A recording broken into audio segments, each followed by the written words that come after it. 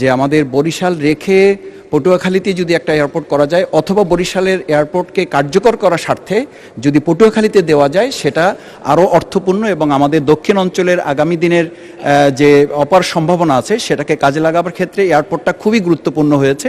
সেটার ব্যাপারে কোনো কার্যকর পদক্ষেপ নেবেন কিনা? ধন্যবাদ। মাননীয় স্পিকার, আপনাকে ধন্যবাদ এবং মরহুমা দিলার হাফিজের জন্য আমরা দোয়া করি, আল্লাহ তাআলা তাকে জান্নাতুল ফেরদাউস নসিব করুন। আমি একটু আগে বলে রাখি, আমি বাউফলের নদীর ওপারে আপনার বাড়ি, নদীর এপারে আমার বাড়ি, আর ভেলুমিয়াতে আমার নানা বাড়ি।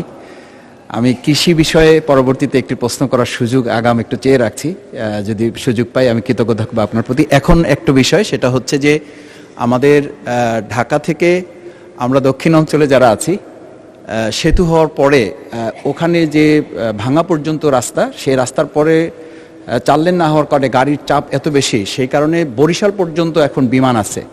কিন্তু বরিশাল বিমান হওয়ার কারণে এদিকে হলো উত্তরা যেতে হয় 2 ঘন্টা, বরিশাল থেকে আবার আমাদের পটুয়াখালী হয়ে কুয়াকাটা পর্যটক যারা যান তাদের ওখান থেকে আরও প্রায় 4 ঘন্টা সময় চলে যায়।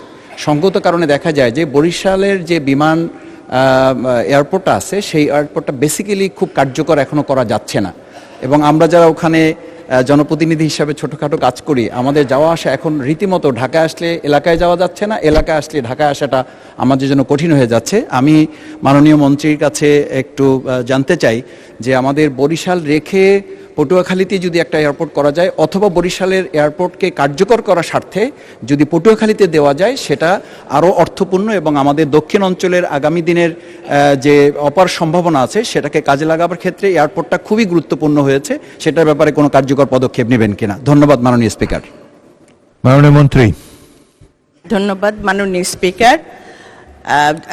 পটুয়াখালী বরিশালেরটা আছে, আপনি যে পটুয়াখালীর কথা বলছেন এটা কিন্তু আমাদের এখন কিছু বলা যাবে না, কারণ আমাদের পর্যালোচনা করতে হবে, দেখতে হবে ওইটা কতটুকু ভায়াবল হবে, সেটা বিচার বিবেচনা করে আমরা ভবিষ্যতে সিদ্ধান্ত নিব। ধন্যবাদ স্পিকার মহোদয়।